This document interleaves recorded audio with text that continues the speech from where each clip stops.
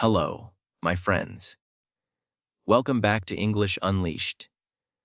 I'm Ben, and today I want to take you on a journey that almost every English learner dreams about, the journey from being a complete beginner to finally speaking English with confidence and fluency. Many learners ask me what the best order to learn English is. Should they focus on grammar first or vocabulary? Should they watch movies, read books, or just speak as much as possible? These are excellent questions. The truth is, if you try to learn everything at once, you might feel lost or overwhelmed. That's why today I will guide you step by step, showing you a clear pathway from the very first stages of learning English all the way to advanced fluency. Think of it like building a house.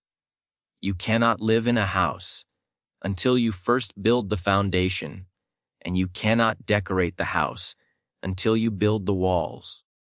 Learning English is exactly the same. Every house needs a strong foundation. If the foundation is weak, the house will not stand. Imagine building a beautiful house with walls, windows, and decorations, but the ground beneath it is soft and shaky. The house will fall. Learning English works the same way. You cannot start with the roof or complicated grammar, long essays, or fast conversations. You must begin with the ground, the strong, simple base that supports everything else. This foundation in English is the very basics, a small set of simple words and expressions you can use to survive in daily life. Imagine traveling to an English-speaking country. You step off the plane, go to a cafe, and want to order a drink. You don't need long sentences or perfect grammar. You just need something simple like, "I want water," or "coffee, please." Later, if you get lost and want to find the train station, you might say, "Where is the bus?" or "Where is the station?" Simple, direct, and easy to understand. This is your foundation. Basic words like eat, go, and phrases like how much or I don't understand. Can you help me? It's not about knowing thousands of words. Research shows that with just 500 to 1,000 of the most common words, you can understand a huge amount of everyday English. You won't speak perfectly, but you will be able to survive, buy food, ask for help, and answer simple questions. At this stage, don't worry about perfect grammar or whether to use present perfect or past simple. Don't worry about speaking quickly. That will come later. Focus on learning the most important words and the simplest grammar patterns. Something magical happens when you do this. Once you can use these simple words in real life, your brain begins to feel more comfortable with English. Suddenly, English is not a mountain too high to climb. It becomes something you can actually use, something alive. How do you build this foundation? The answer is repetition. Repetition is your best friend. Listen to the same simple dialogues again and again. Repeat them slowly and carefully.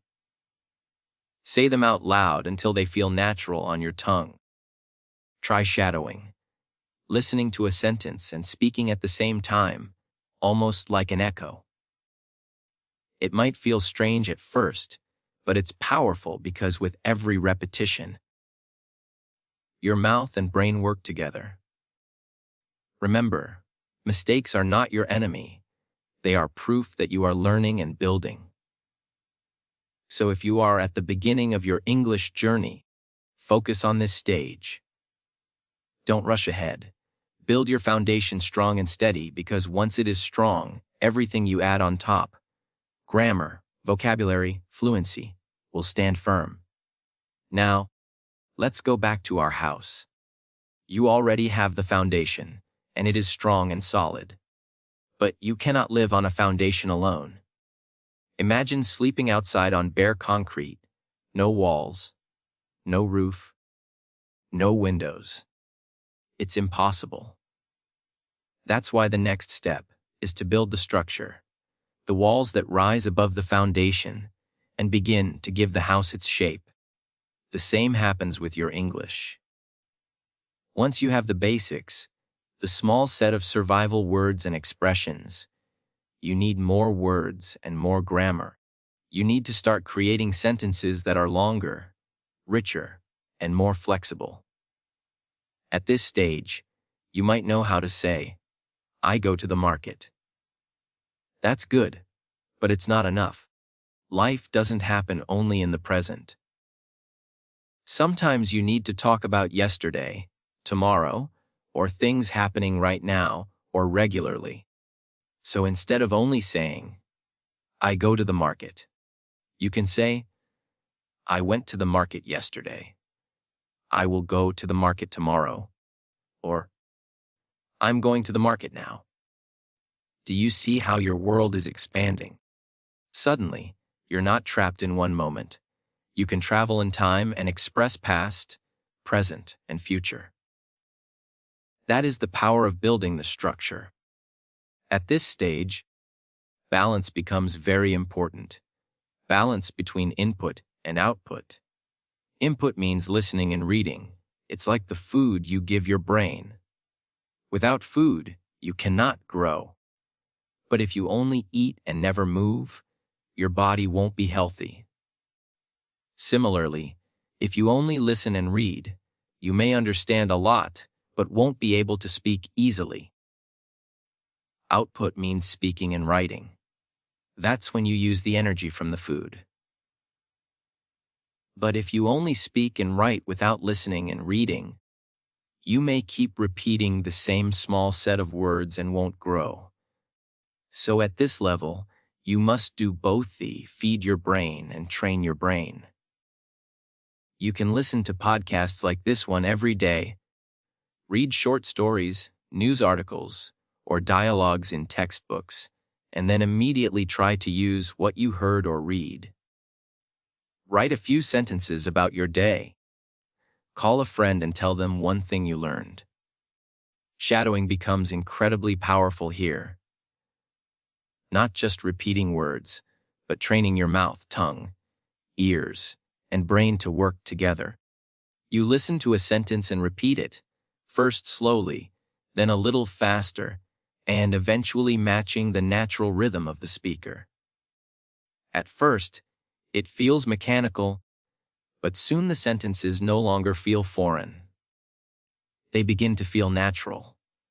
That is when English stops being just a school subject and starts to feel alive inside you.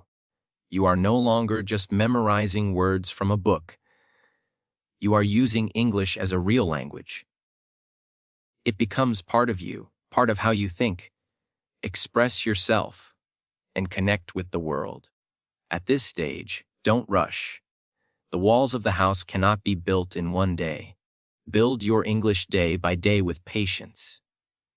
Add new words, try new tenses, listen a lot, and speak a little more each day.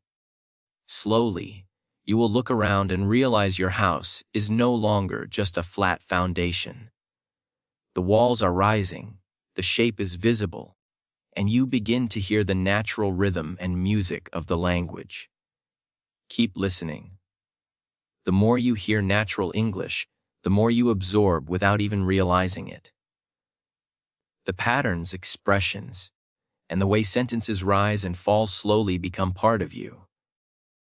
Now, let me pause for something important. At this stage, many learners feel frustrated.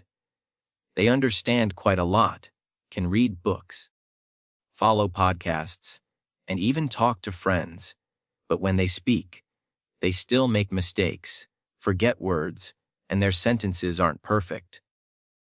They begin to think, maybe my English is not good enough. My friend, let me tell you the truth. Mistakes at this stage are not a sign of weakness. They are a sign that you are growing. If you can tell a story in English, even with mistakes, You are already further than most learners ever go. Don't be ashamed of mistakes.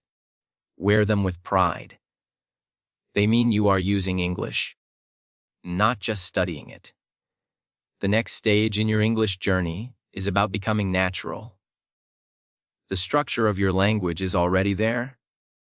You can communicate, survive, and explain yourself in detail.